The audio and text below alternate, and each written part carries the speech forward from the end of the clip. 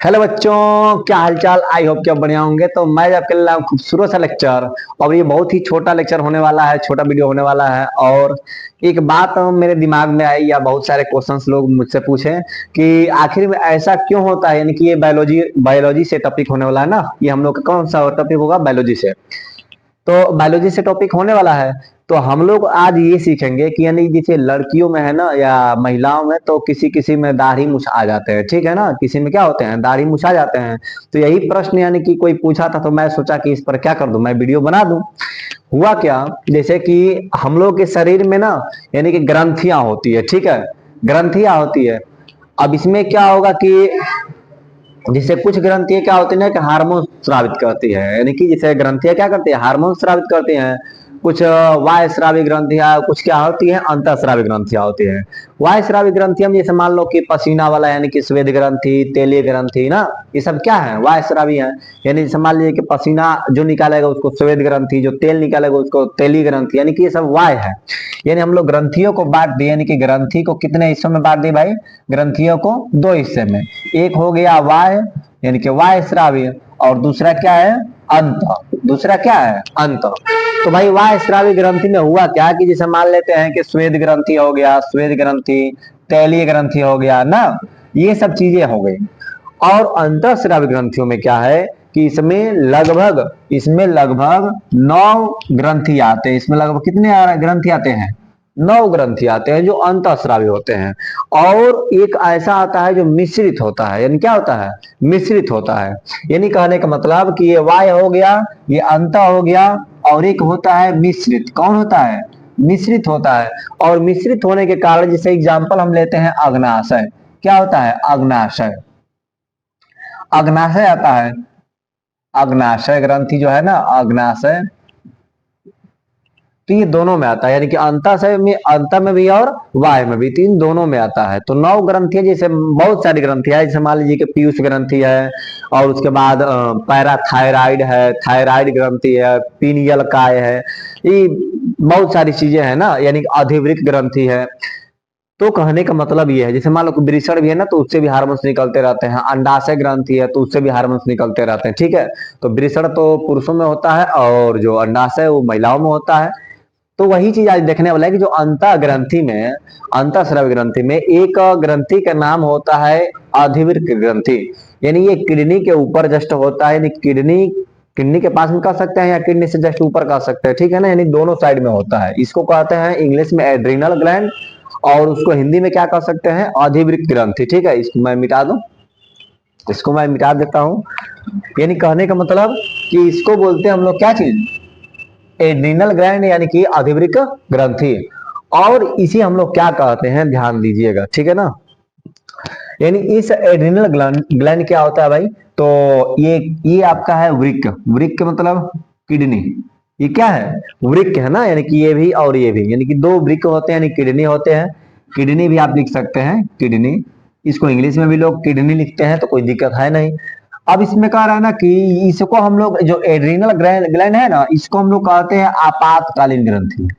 आपातकालीन, आपातकालीन ग्रंथि भी इसे कहते हैं। हम लोग क्या कहते हैं? इसे आपातकालीन ग्रंथि कहते हैं, ठीक है ना। इसे हम लोग क्या कहते हैं? आपातकालीन ग्रंथि कहते हैं। अच्छा, इस आपातकालीन तो कहते ही हैं। इससे उत्पन्न होता है adrenal.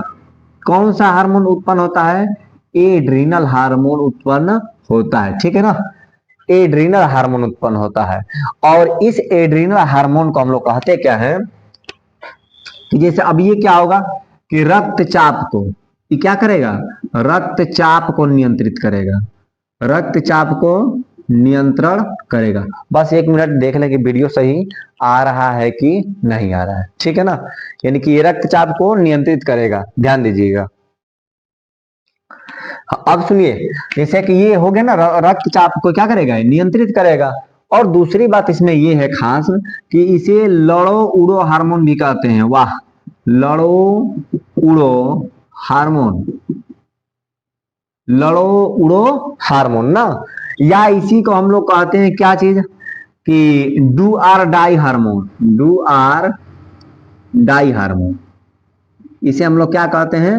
Do or die hormone, इसे हम लोग क्या कहेंगे, डू आर डाई हार्मोन कहते हैं, ठीक है ना। हाँ, उसके बाद बात करते हैं हम लोग इसकी। हाँ, ये तो हो गया एड्रिनल से, ठीक है। एक आता है कार्टिन, क्या आता है, कार्टिन हार्मोन, ठीक है, इतना हो गया तो इसको पहले नोट कर लिया जाए। और उसके बाद अगला आता है कार्टिन हार्मोन, जैसे ना यही एड्रिनल ग्लैंड जो है, यानी कि अधिवृक्क जो ग्रंथि है, इससे क्या होगा भाई, ये तो पहला हो गया हार्मोन। दूसरा हो गया कार्टिन, दूसरा क्या हो गया, कार्टिन हार्मोन। अब इस हार्मोन से क्या होगा ना, ध्यान दीजिएगा, इस हार्मोन से क्या होगा कि आपका जैसे इस हार्मोन की कमी से भूख प्यास कम लगेगा, भूख कम लगेगा, ऐसे समझ ले, भूख कम लगता है, ठीक है ना। इस हार्मोन से क्या होगा, भूख कम होगा। और ये भी रक्तचाप को क्या करेगा, नियंत्रित करेगा, यानी कि इससे भी भूख कम लगेगा, किससे, कार्टिन से। और ये भी क्या करेगा, रक्तचाप को नियंत्रित करेगा। और इसका भी एक काम है ना कि जैसे ये प्रोटीन को शर्करा में बदलता है, प्रोटीन को किस में बदलेगा, यानी कि ये क्या करेगा, प्रोटीन को प्रोटीन को क्या करेगा भाई, शक्कर कह सकते हैं, शक्कर में, शक्कर शर्करा यानी कि में बदलता है, बदलता है, ठीक है ना। ये प्रोटीन को क्या करेगा, शक्कर में बदलता है, ठीक है, यानी प्रोटीन को शक्कर में बदलने में सहायता करता है, ठीक।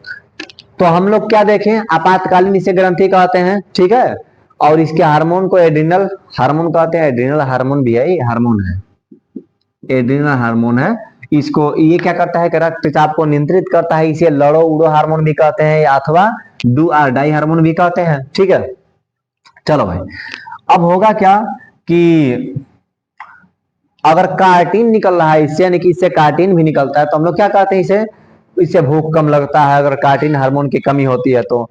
या फिर प्रोटीन को शक्कर में क्या करता है, बदलता है, ठीक है। इतनी बातें हो गई, यानी कि कार्टिन हार्मोन क्या करता है, भूख को, अगर मान लो कार्टिन हार्मोन की कमी हो जाती है तो भूख कम लगता है, प्रोटीन को शक्कर में बदलता है, यानी कि निकलता है, तो ठीक है ना।